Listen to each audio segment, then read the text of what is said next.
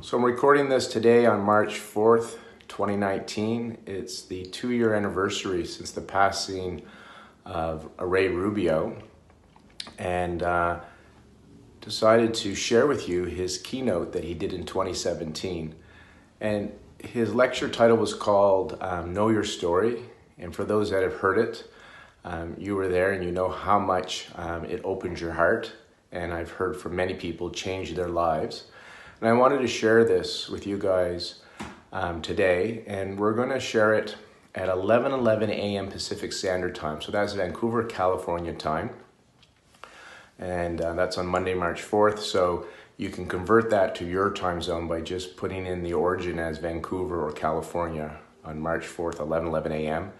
And we're going to keep it available, the replay. We're going to do a live replay, and that live replay is on the Healthy Seminars Facebook page and YouTube page. It'll happen simultaneously. And we'll keep that recording up until Wednesday, March 6th, until the end of day, so 11:59 p.m. For those that have or plan to register for the Integrative Fertility Symposium, that will be in Vancouver, we're going to also put this in your account as a recording. So we always give a bonus lecture when people register, and so this is going to be the bonus lecture that will be included in your account as well. By the way, my name is Lauren Brown. For those that don't know, I'm a good friend and colleague of Ray Rubio. I'm a fellow of the American Board of Oriental Reproductive Medicine, and I thought this would be a great way to honor Ray's memory. I also want to share with you that the ABRM, the American Board of Oriental Reproductive Medicine, are honoring Ray. They've created an award called the Ray Rubio Visionary and Leadership Award, and they'll be giving it out the very first time at the Integrative Fertility Symposium, Thursday evening, April 25th, 2019. And it will be done during the IFS, it will be done during the IFS, but at the ABRM cocktail reception party. So the ABRM is hosting a reception from 7 p.m. to 10 p.m. on Thursday night. All are welcome, whether you're registered for the IFS or not. And during that networking, where there'll be some food and drinks, and it's always fun. Ray always said, have fun, have a good time. We will, during that time, also give the presentation where the ABRM will award the very first recipient of the Ray Rubio Visionary Leadership Award. If you have not registered yet for the IFS, registration closes on March 31st, 2019, so there's still just a few seats left. And again, we hope you attend the Thursday evening celebrations and the awards ceremony. On the IFS website, under the ABRM page, so if you go to ifsymposium.com, scroll halfway down on the homepage, there's a section for the ABRM.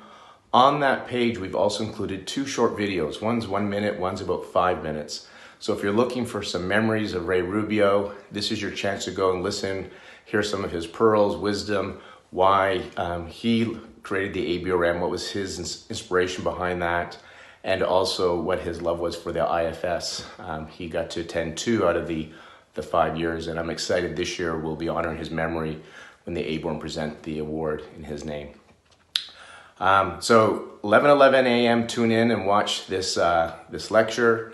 The recording will be up on the Facebook page and on our YouTube page until Wednesday evening, March 6th. And please share this with your colleagues. And I hope to see you in Vancouver at the 2019 IFS. Again, that website is ifsymposium.com. Anyways, I'm sure this lecture is going to touch your hearts. And as I mentioned, Ray really, when I spoke to him and we recorded this lecture, he was excited because he was very aware that this was going to be the last time he gets to address you, his peers. So you could really see it was heartfelt and it was brilliant as usual. So enjoy this lecture.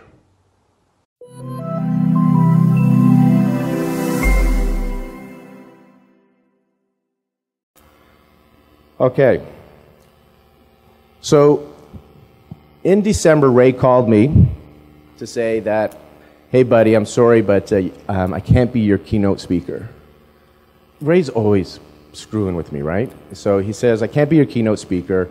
You're gonna have to find somebody else. I have terminal cancer.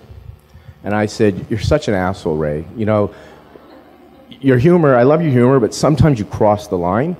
and if the cancer ain't going to kill you, I'm coming over there to kick your ass to kill you right now. Like, I was so pissed off at him. He goes, no, it's true. And I go, I don't believe you. So I said, give me names who you've told. I'm going to call them. Like, I had to confirm it, right? I totally didn't believe it. Well, you know, who would have, right?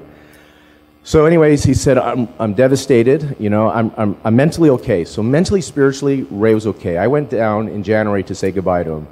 The conversations we had leading up to that, he was okay. It was amazing where he was mentally and spiritually. Physically, the cancer took him really fast, but mentally and spiritually, it never got to him. It was amazing.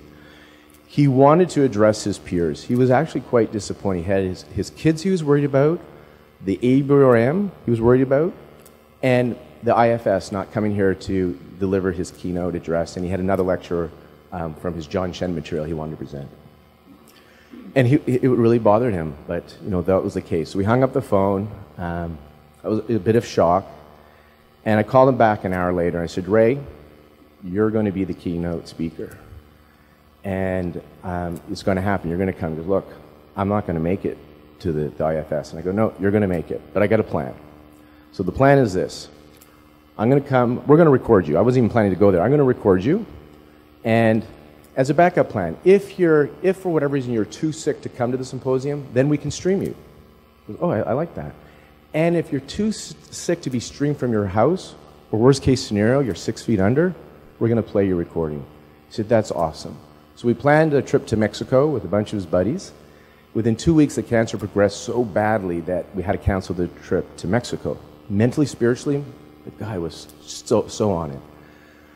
So I canceled my ticket from LA to Mexico, but I didn't cancel my ticket from Vancouver to LA. So 2 days before my flight, I call him up and I say, hey, I still have this ticket.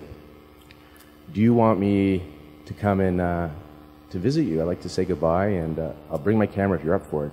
He couldn't even do the recording online at this point. He didn't have the energy to do 30 minutes together.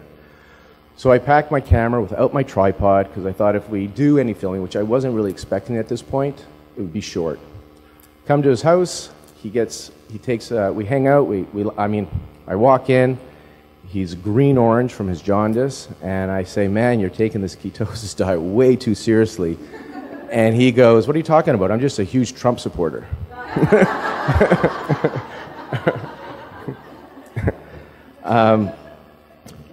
He takes a shower, comes out, goes, let's go. And I go, where? He goes, we're going to go record this at my office.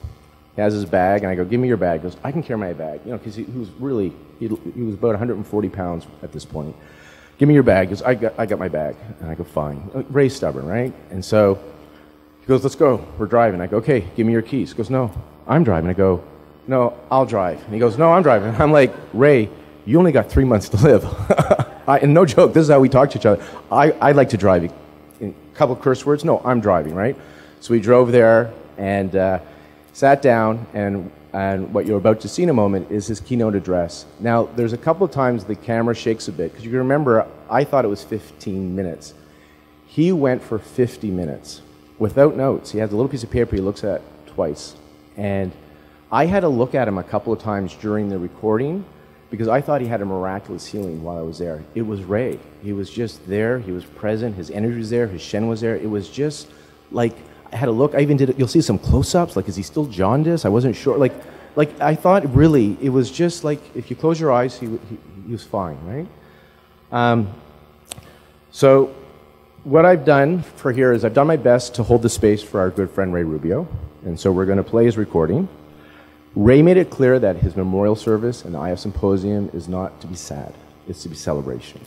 You have permission to do whatever you need to do here during this keynote, and then after that you have to have fun again, okay? I'd like to introduce Catherine Anderson. She's the president of the ABORM. She's going to do the official introduction of our keynote speaker. Historically, I would do the housekeeping, and then Ray would introduce the keynote speaker. So Catherine Anderson is now the president of the ABRM, was then as well, and she'll take over this duty of introducing our keynote speaker. And I just want to thank you, Catherine, because with the untimely loss of our friend Ray, and who was so instrumental in founding and just the running of this organization, you picked up this organization, and it has not missed a beat. It's doing better. Like, he put this organization in your great hands, and you got an incredible board of directors And it's just amazing what you guys have accomplished over the last few months since his diagnosis in December. And the organization is stronger now than it was before. And I'm so proud because this is Ray Rubio's legacy. And you guys have just picked it up, and all the fellows, and it's just getting stronger and better and supportive of the community, which is what he wanted. So I'd like to introduce or bring up Catherine Anderson to do the introduction for our good friend Ray Rubio, our keynote address.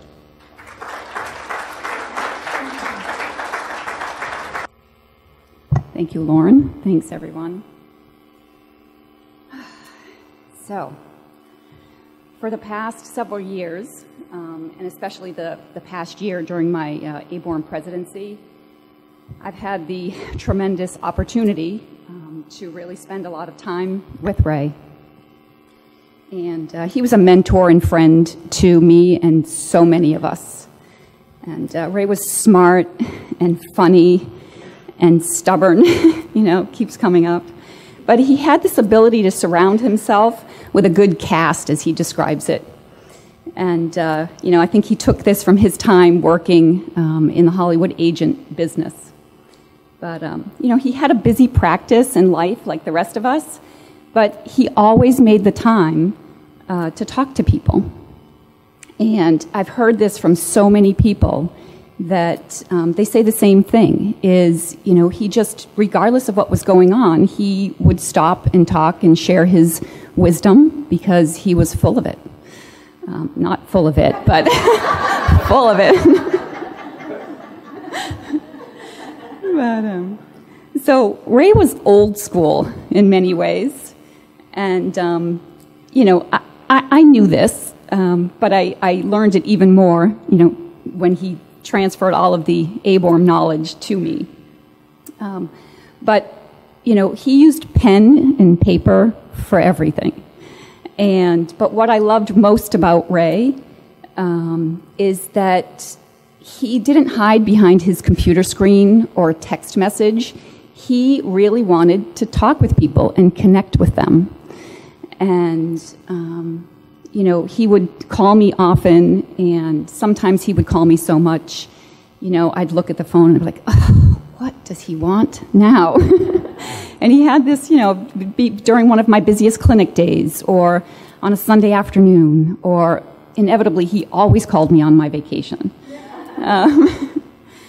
But, you know, I never regretted picking up the phone any of those times.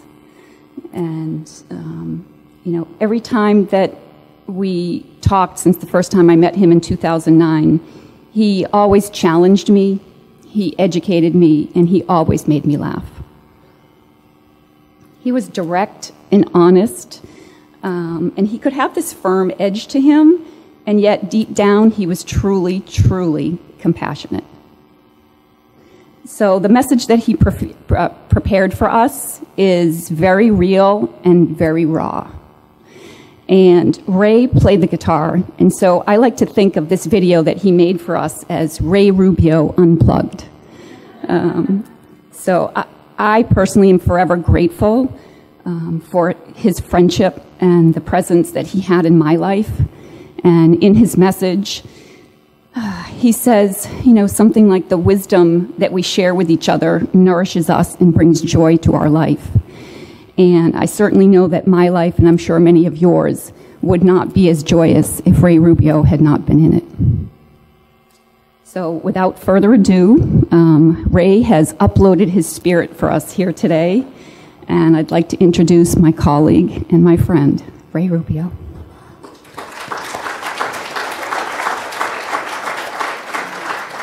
Hi, everyone, and welcome to IFS 2017. I'm excited you're here. If you're watching this, most likely I'm not here.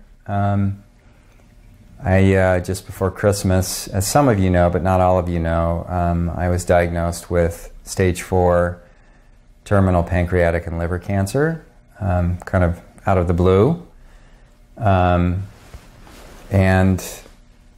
it's pretty rapidly progressive, so it's most likely, this is what, January right now, first week in January, so it's most likely I won't be here to welcome you to IFS, but thankfully with technology. I can share with you some of the things I've learned over a lifetime of Chinese medicine and learned from life itself in this keynote address. So thank you all for coming. Thank you all for taking the time.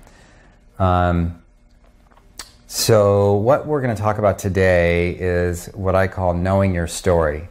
How it can lead to a more authentic and robust practice and life. You know, throughout mankind's history, all the way back to the Aboriginals, to the North American Native Americans, to the first peoples of Canada, mankind has always told stories. It's how we pass down our history. It's how we know who we are, where we come from, and where we're going. There's a saying that without a vision, the people perish.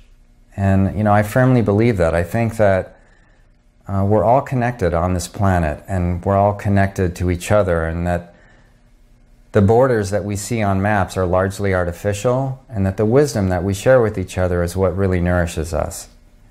And that comes on a personal level as well. I know some of you know that I had the great fortune to study with Dr. John Shen for the last 10 years of his life.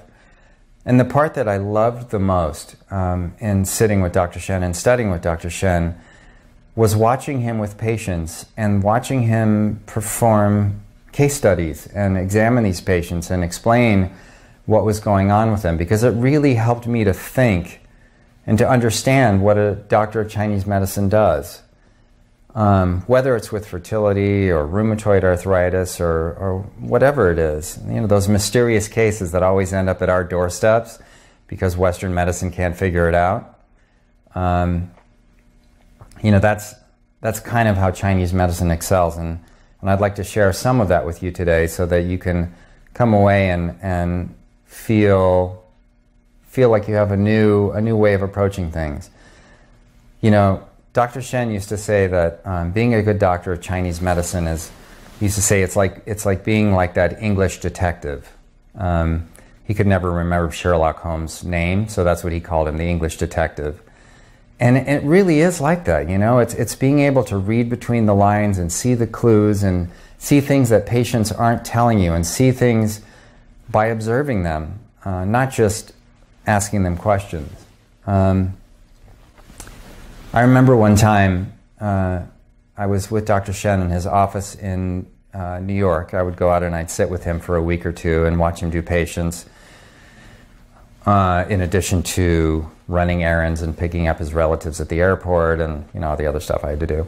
But that was, you know, par for the course.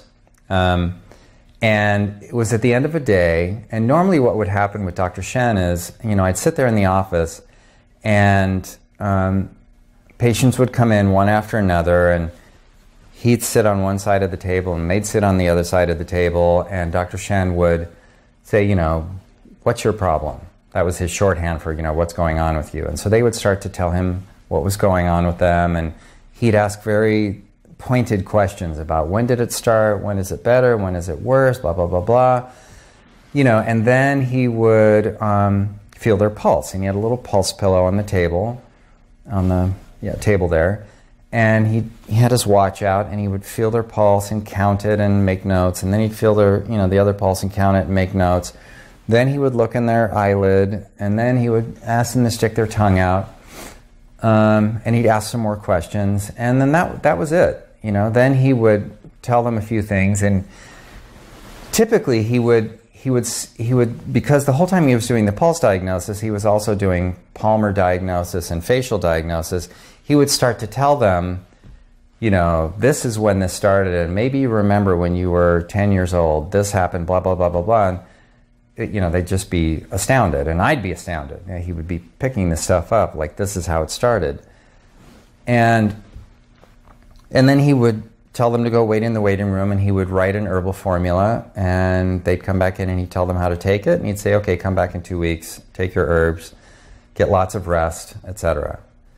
And so that was kind of how it went. You know, he'd see like 10 patients a day. No, he had assistants that did acupuncture, stuff like that, but he just did the herbal formulas and did the diagnosis.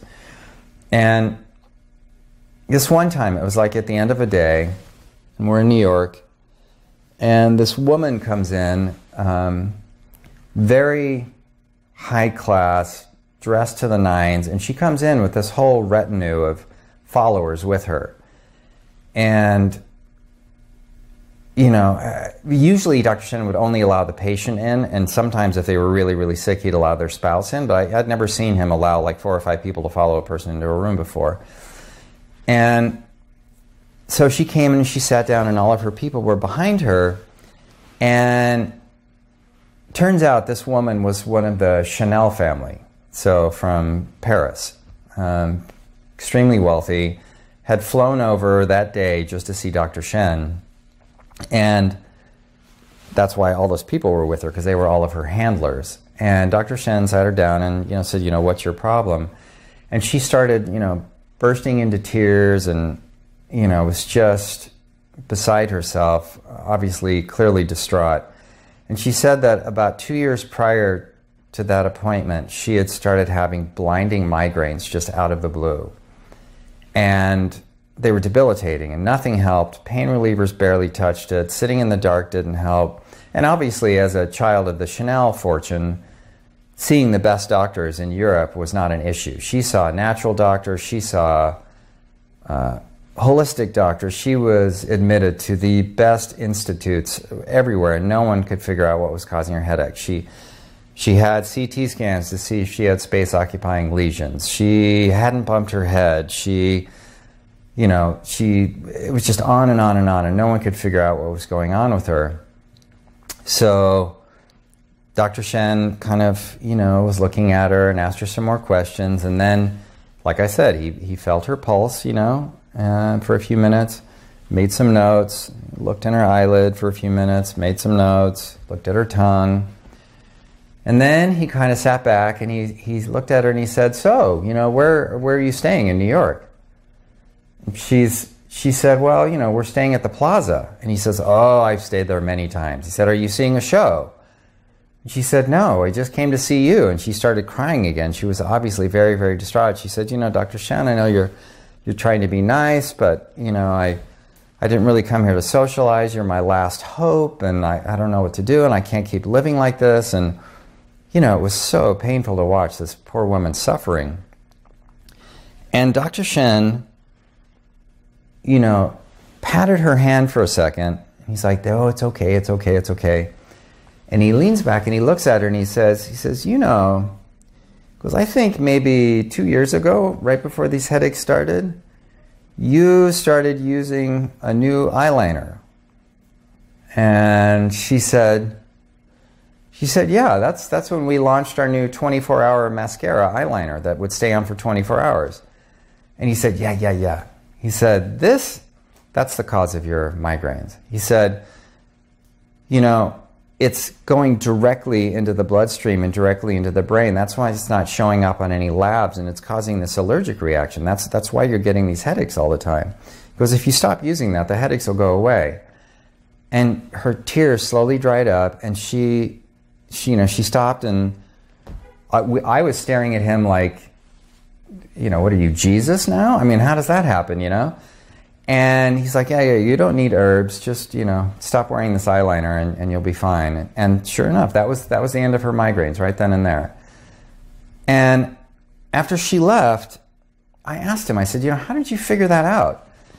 And he said, well, he felt in the pulse that there was this kind of turbulent quality that felt like inflammation. He wasn't sure what the cause of the inflammation was until he did the eyelid thing. When Dr. Shen, one of his diagnostics was to check the eyelids, especially the lower conjunctiva of the eyelids.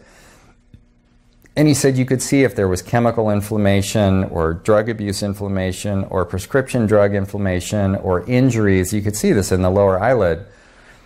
And so he said when he looked at her lower eyelid, he saw there was inflammation.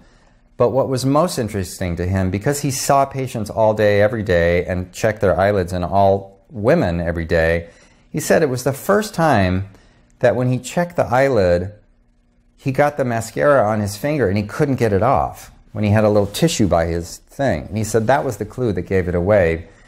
Because normally when he'd check their eyelid, he'd get some on his finger and he'd just wipe it off on a Kleenex. This one, it wouldn't come off. So he knew there was something different about this, and he saw the inflammation, and he put 2 and 2 together, and that was the cause of her headaches.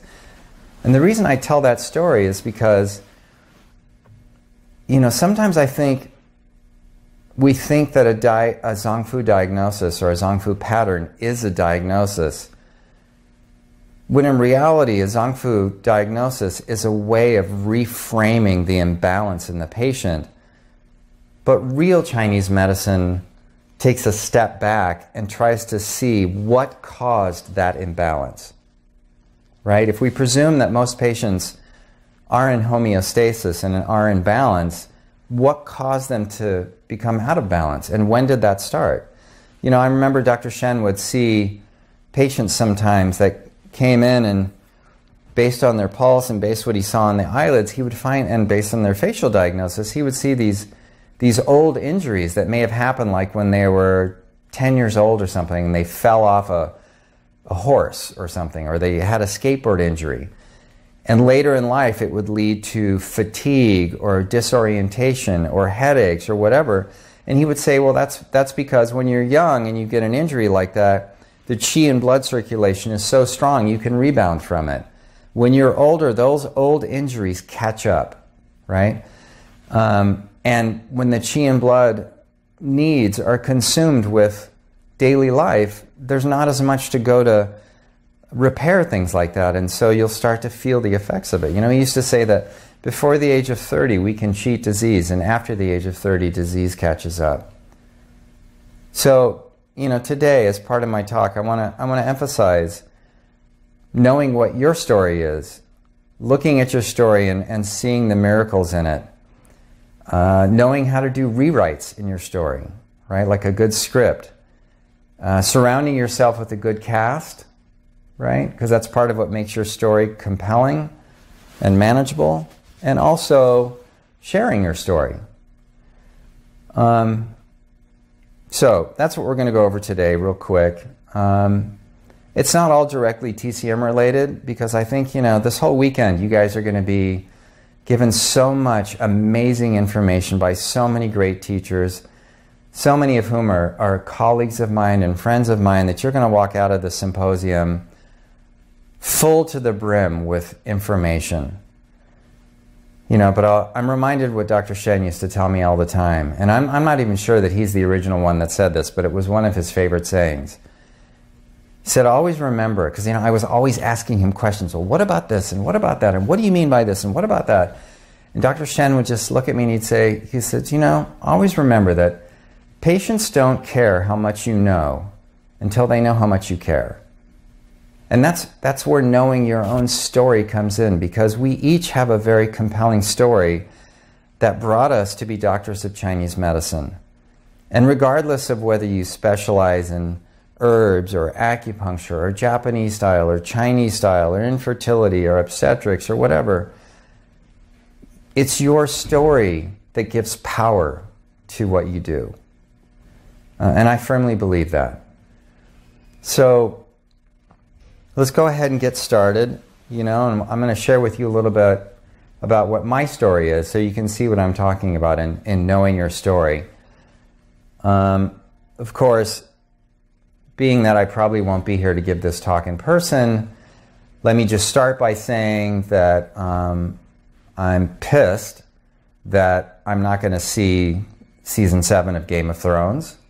I can't believe it, that you guys get to see it and I don't. That's really disturbing. But I guess the flip side of it is I have backstage passes to David Bowie, George Michael, Leonard Cohen, Prince, you know. So, you know, I'll be up there enjoying the best concert in the world while you guys have to stick around with Trump. So I guess it's all even.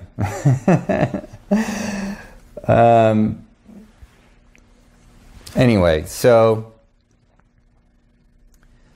a little bit about my story. I was, my mom and dad split when I was a child. My mom had issues with substance abuse. My father, I guess to keep it simple, my father was a Spaniard who had no patience for a wife who was a product of the 70s and very outspoken, so they did not get along so well, and they split when I was a baby.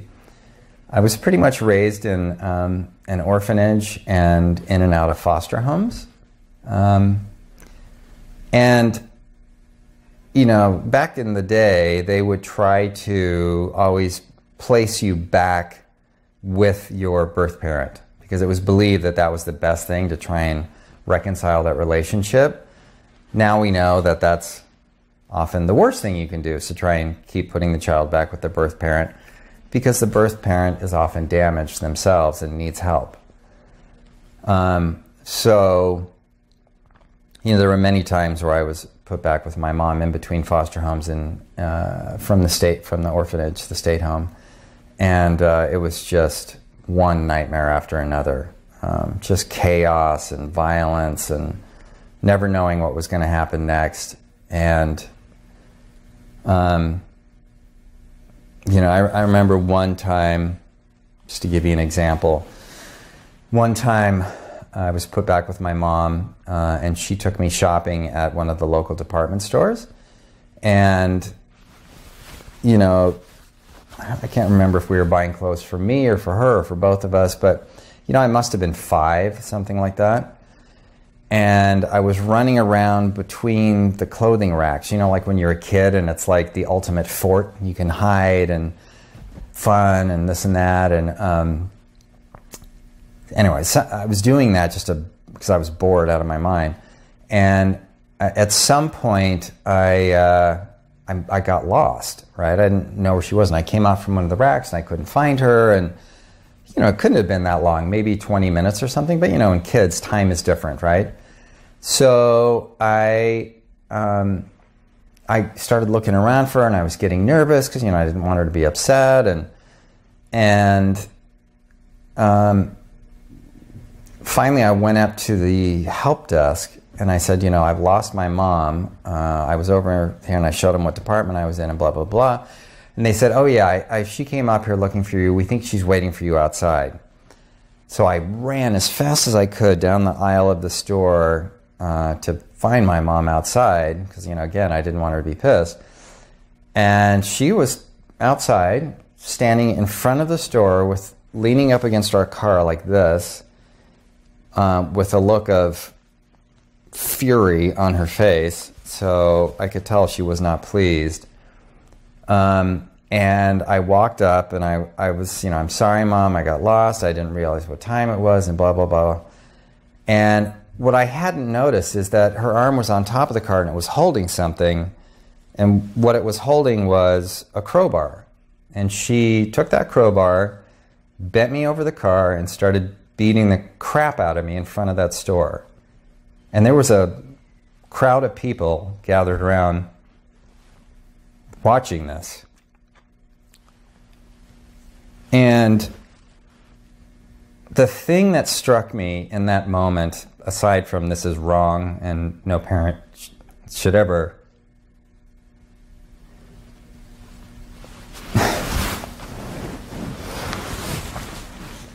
the thing that struck me about it is that the shame.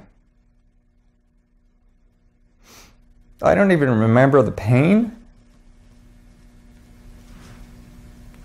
I just remember the shame.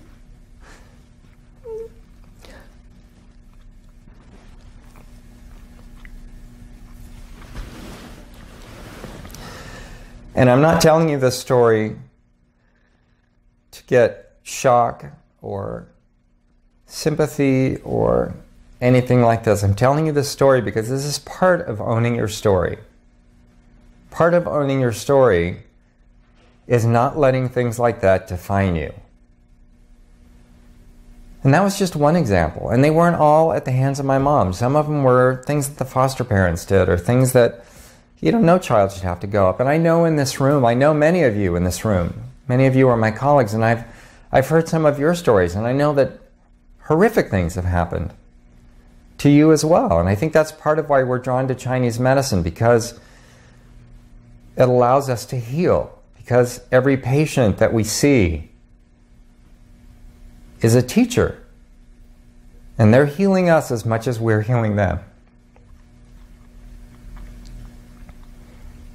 So I want you to know, it's important to know your story, to embrace it, the good parts, the bad parts, the joy, the sadness, the grief.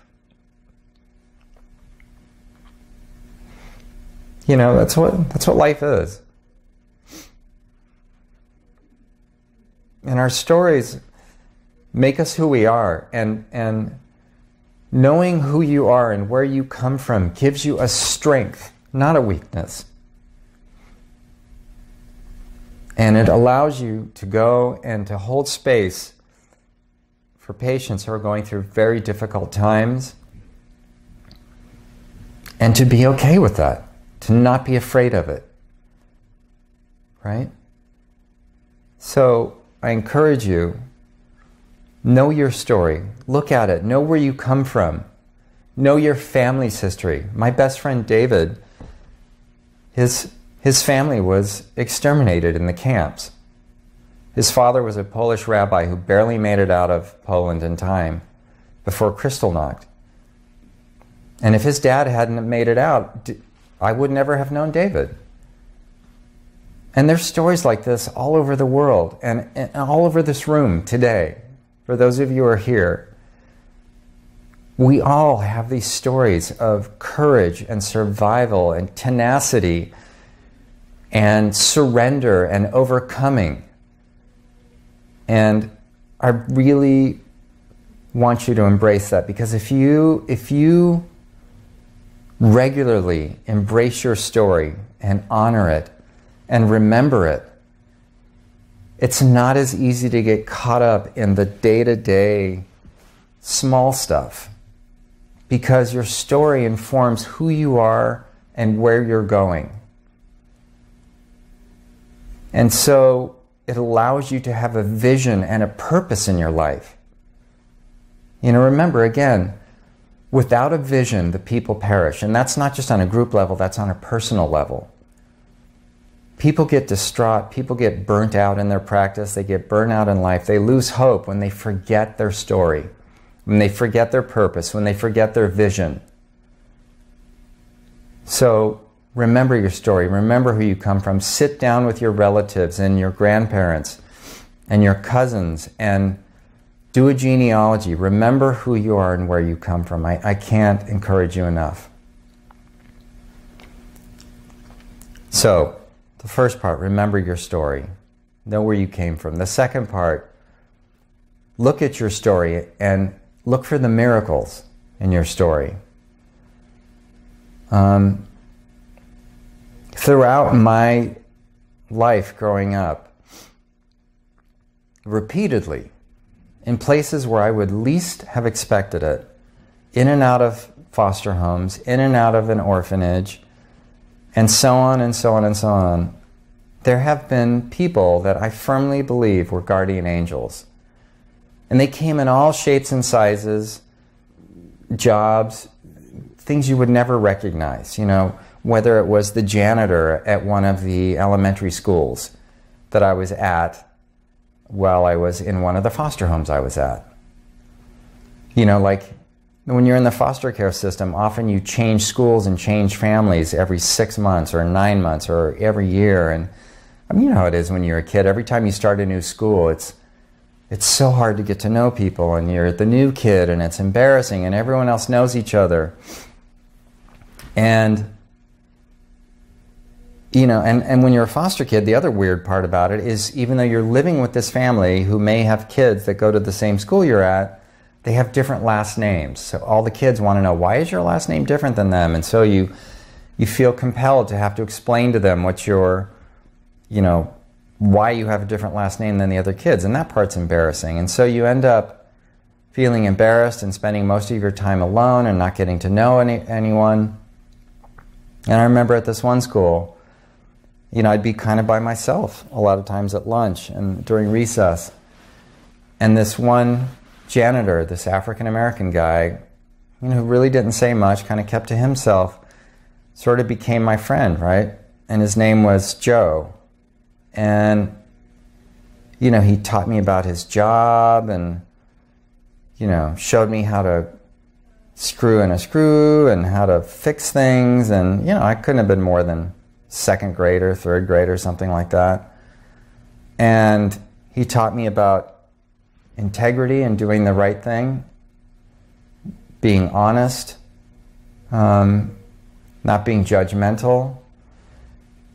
And I still look back at that year that I was at that school and what I learned from him and how he became my best friend for that year that I was there.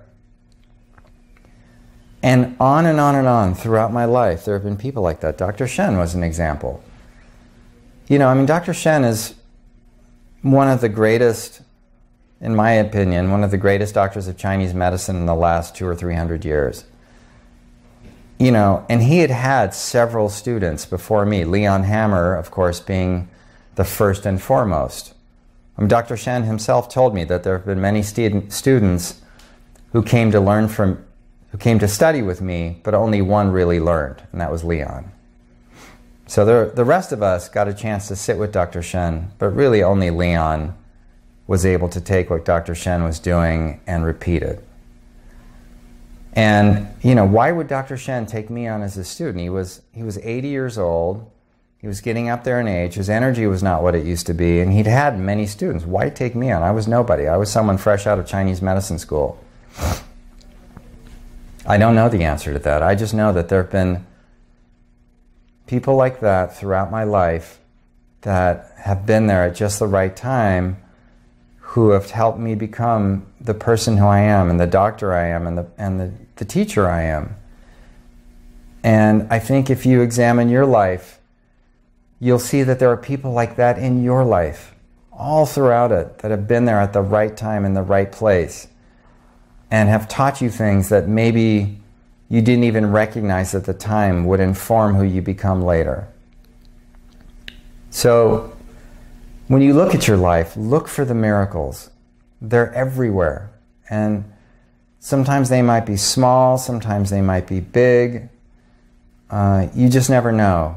But they're important, And if you pay attention, again, they become part of your story. Just like the children of Israel escaping Egypt and the Red Sea parting and all the miracles that took place. Your miracles become part of your story and let you know that you're on the right path and then it's going to be okay and you don't need to give up.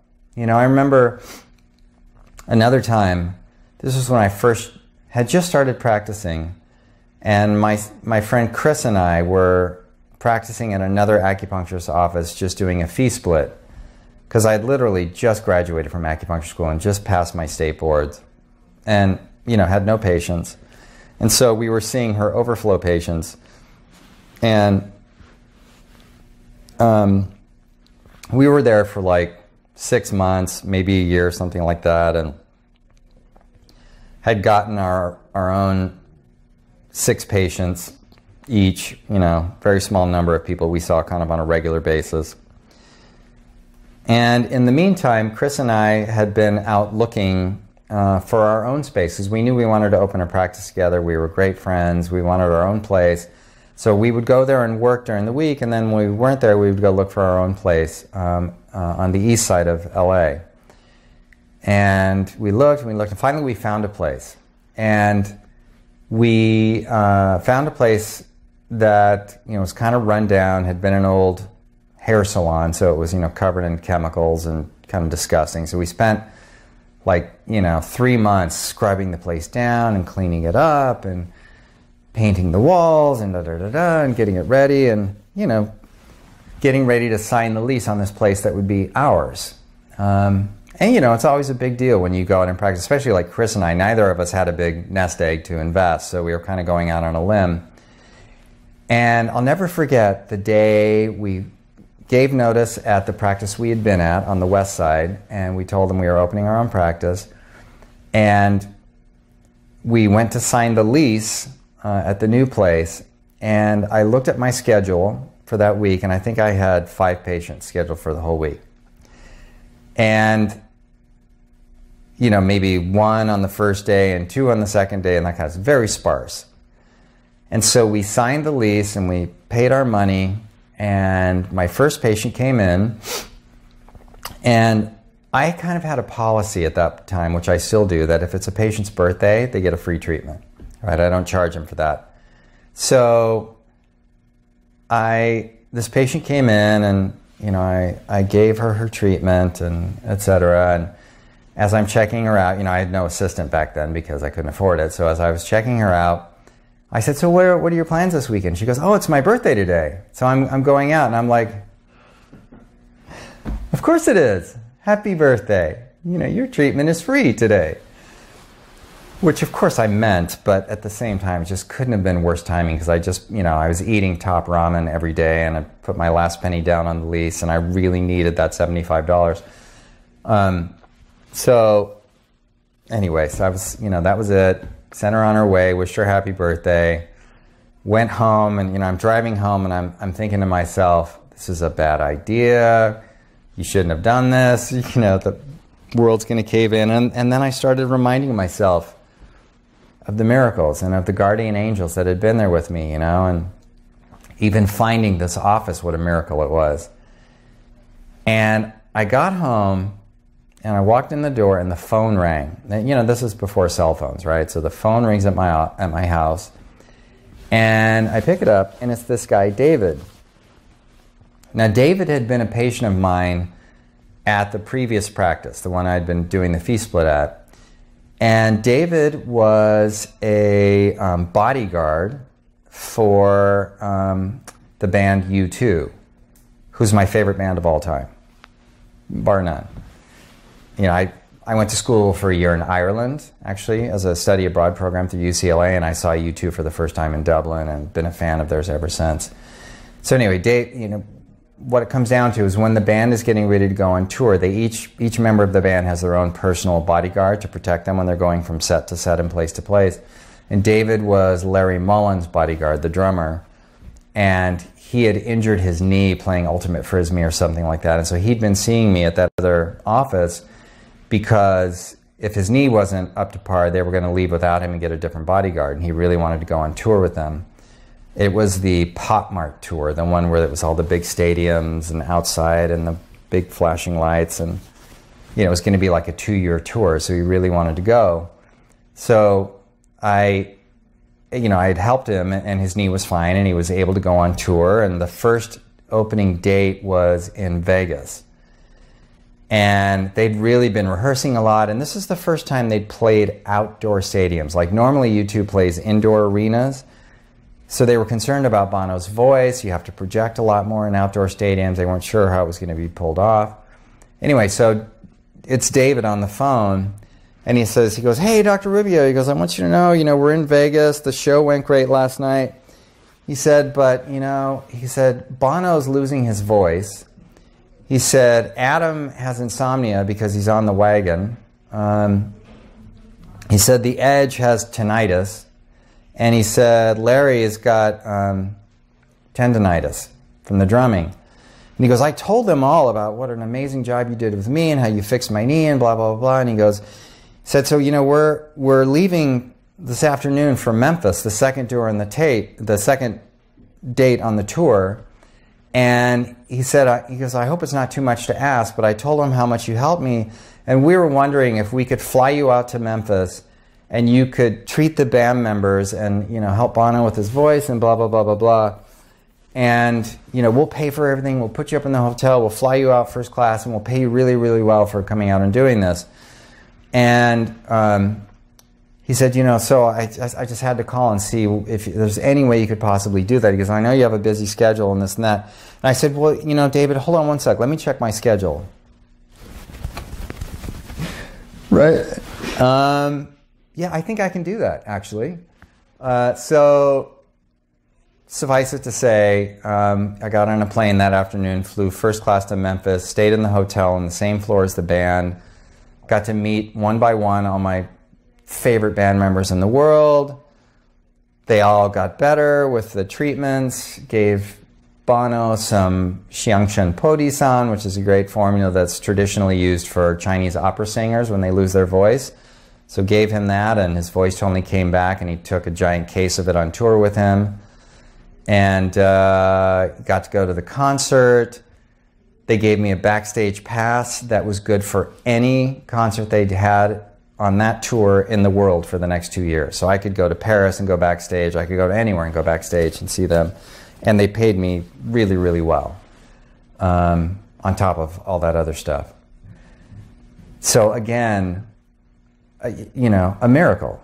Seeing if you get in line with the universe and let go and remember where you come from and remember your story and the things you've already overcome, it's easy to welcome new miracles on a regular basis. So again, know your story, look at your story and look for the miracles, right? Be open to rewrites. So many of you don't know this, but before I was a doctor of Chinese medicine, I was in the entertainment business. I went through the agent training program at William Morris, which is the world's largest talent agency, and I represented writers and directors for a little while before I got sick of that business. You know, and you learn when you're in that business that every script is just a first script. There's always rewrites. There's always adaptations. It's never ending. There's so many pieces that go into it because this actor or that actor doesn't like how their character's portrayed or doesn't like this or whatever. So there's always, always, always rewrites, right? And so when you look at your life, when you examine it, when you look at what's going on in the present, be open to rewrites in your own story. If you feel like the definition of who you are is not where you hoped it would be or not what it is at this point, remember that you have the ability to create your own life, right? A big part of, and I think the largest part of our lives is not what happens to us, but how we react to what happens to us, right? So when you look at your life, if you're facing issues and problems that keep coming up, take a moment to look at that and maybe do a rewrite and maybe realize that you don't have to be defined by that particular persona that maybe you think is who you are. It doesn't have to be who you are. You can rewrite your life at any stage of the game, right? I mean, if you look at Tony Robbins, who's one of my favorite speakers and one of the most inspiring personalities. You know, Tony grew up in a household where his father left him at a very young age. There wasn't much support. There wasn't much encouragement. You know, and when Tony Robbins first decided he was going to start being a life coach and start inspiring people, he was basically a flop for the first bit. But he believed in himself, and he believed that he could write his own story, and that he could rewrite his story and didn't have to be defined by the script that was given him. That he could take that script and rewrite it and make it better. And each of you can do the same thing. You know, my friend Lauren is always saying that, you know, when he teaches classes on how to be more successful as an acupuncturist and how to grow your business, one of the first things he learned, and I agree with him 100% because I've seen this in my life over and over and over again, one of the best ways to rewrite your script, if you feel stuck in your business, if you feel like you've hit a plateau in your life or in your practice or in your relationships, one of the best ways to rewrite your script is to learn something new. Take a course, take a CEU course, go away for the weekend, learn something new in Chinese medicine, devote yourself to a training program. Maybe it's classical Chinese medicine, right? Maybe it's Jingfeng. Maybe it's a new acupuncture style. Maybe it's immersing yourself in fertility if you want to learn that and you feel like you don't know enough. Maybe it's a personal journey, like taking 6 months on a sabbatical and going to an ashram and training yourself and learning how to meditate and find that quiet space. There's many, many ways to learn something new and to embrace a new part of yourself that's waiting there. It's waiting there all the time. You just have to open the doors. So, again, if you find yourself stuck, if you find yourself wondering what the next step is, you know, don't be afraid to rewrite your script. Don't be afraid to learn something new. And don't be afraid to try something new. So many times I've had people like, you know, they ask me about doctoral programs. So what about the Yosan doctoral program in reproductive medicine? Or what about this 2-year program in this? Or should I sit for the ABORM exam? You know, it's a whole year or 2 of studying and this and that. You know, and I'm already 42, I'm already 45, I'm this, I'm that, I'm the other thing. Or I'm thinking of, you know, studying to become an RN, or, and so on and so on and so on. You know, I'm always struck by the fact that, let's say you're 40 years old and you decide you want to take a doctoral program, a DAOM, and you want to do the one at Yosan, and it's 2 years, and, you know, once a month for a whole weekend, and a lot of studying and a lot of papers and this and that. Just remember something. 2 years later, whether or not you do that Yosan program, you're still going to be 2 years older. You're still going to be 42, right? Why not be 42 with a DAOM? Or if you're going to do a nursing program at the age of 40, why not be 44 with an RN? Or if you decide midway through your life you want to become a physician, why not be 45 or 46 with an MD? There's nothing stopping you. Don't let age be some artificial boundary that you think keeps you from pursuing what you want to pursue. Right? It's all yours. All you have to do is step out in faith. And if you do decide to go for it, I mean, what's that famous saying? The journey of 1,000 miles begins with the first step. It's just one step after another. And you'll find your way. And before you know it, 1 year becomes 2, 2 years becomes 3, and you've got a whole new life and a whole new group of friends and a whole new group of colleagues, and you're doing what you love.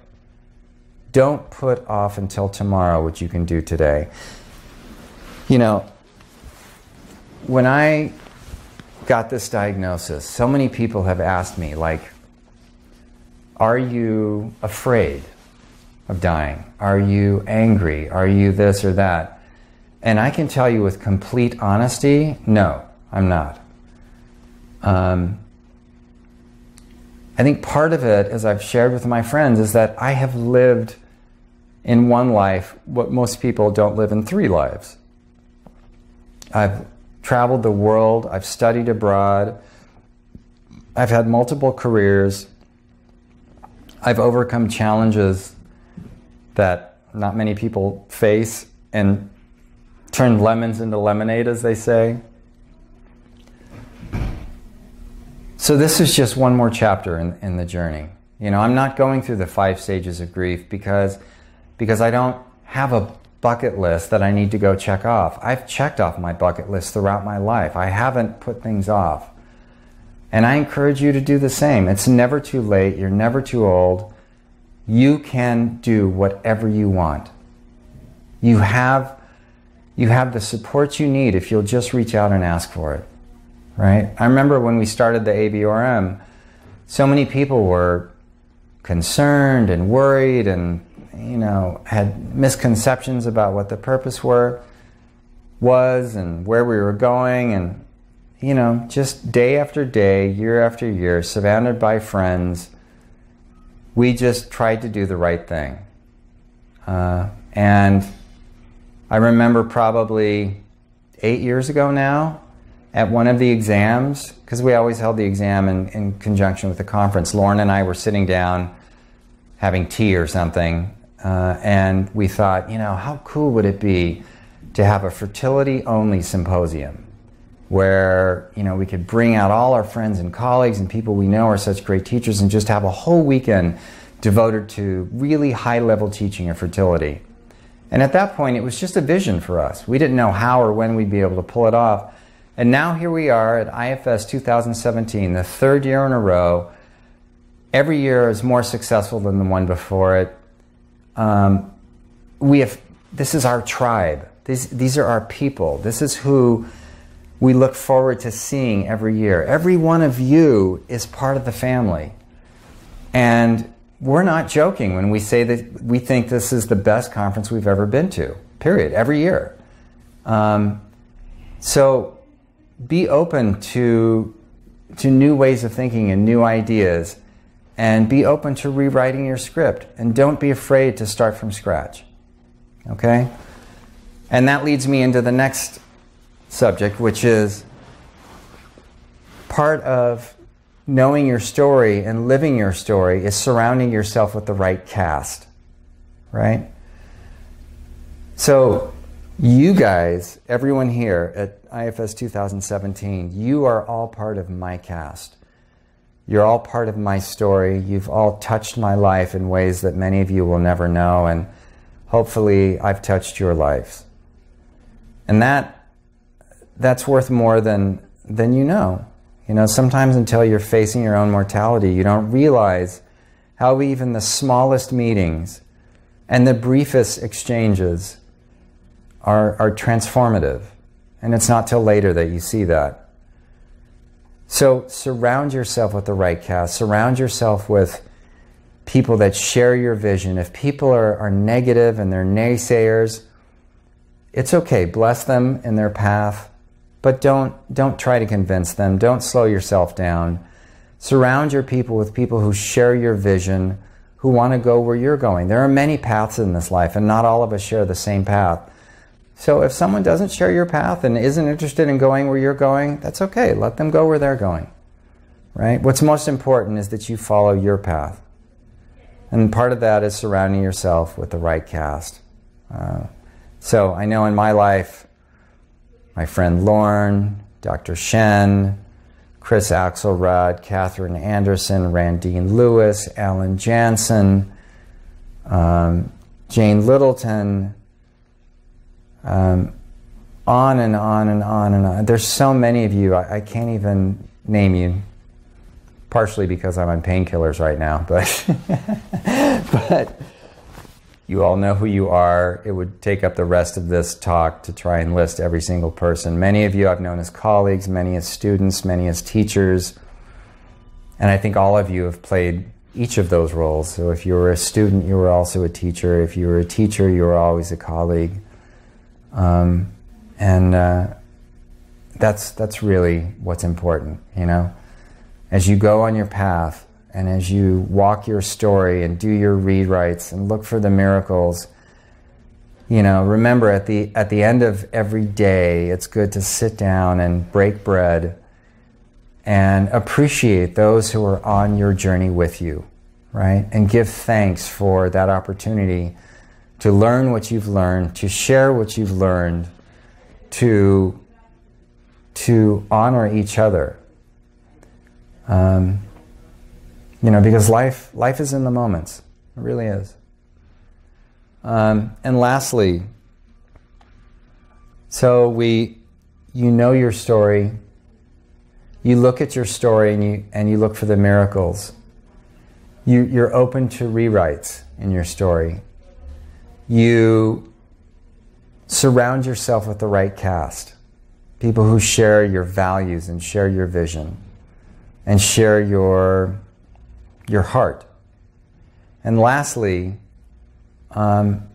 you share your story. And what do I mean by that? What I mean by that is like what I'm doing with you right now. I'm sharing with you parts of who I am and how I got here. And that's important, whether it's with your family, whether it's with your friends, whether it's with your students, whether it's with your patients. You know, you won't share all of your story with everyone, but share your story, because every time you repeat your story, you give a part of yourself and you give permission to that person to share their story. Sometimes we think, like in my instance with my mom, you know, the shame can become unbearable. And we think that it's something we need to hide, when in reality it's something we need to embrace and share, because then it gives permission to someone else to shine the light on the things that they think are shameful, when in reality they're not. Right? We all have things that we've overcome. We've all had horrific experiences. But when we shine the light on them and our friends look at us and say, hey, that's okay, right? I've been through something like that, and they share their story, there's healing that takes place, and we can see those things for what they are. It's just steps in our journey. They don't define us. And so, you know, as you enjoy this weekend and as you go on in your lives and in your practices, I hope that you'll take the time to look at your story. I hope that you'll take the time to look back at your story and look for the miracles, because I promise you they're there all the time. Little ones, big ones, they're always there. I hope that you'll be open to rewrites and open yourself to learning new things all the time, because it just makes your story that much better. The more willing you are to learn something new, to try something new, you know, even if you fall flat on your face. It's like Muhammad Ali said once. He said, "There's no shame in going down. The only shame is in not getting back up again." So don't be afraid to give it your best. And if you fall down, if you don't succeed, just get back up again and try again. That's where the real courage comes. Make sure you surround yourself with the right cast. Look around you. Take the time to tell the people that you consider to be part of your family and your tribe. Take the time to tell them, I value you. My life would be less joyful and less full if you weren't in it. And lastly, I would encourage you to share your story. I want each of you here this weekend, as a favor to me, to take the time to pull someone aside who you know and who you value, and I want you to share some of your story with them. Take the time to sit down and let them know who you are, where you came from, what you're doing, what your hopes and your dreams are. I want you to walk away from this conference and this symposium not just with more knowledge, but with more depth of friendship, with more of a tribe, with more of a community. Because that's what will sustain you through life, and that's what's going to sustain you in your practices when you get down. That's the important stuff, I promise you. Everything else is just details. The important stuff is sharing who you are, embracing who you are, talking to your cast members, learning new things, and trying to do it all with a sense of humor, a sense of joy, and a sense of discovery. Right? Without being too corny, because I know it's used all the time in yoga and in holistic medicine circles, but in reality, the term namaste means that I bow to the sacred in you, that there's God in each of us, and if we recognize that, it helps us to see who we are and who everyone else is in our lives. Namaste. It's been a joy. A joy knowing you.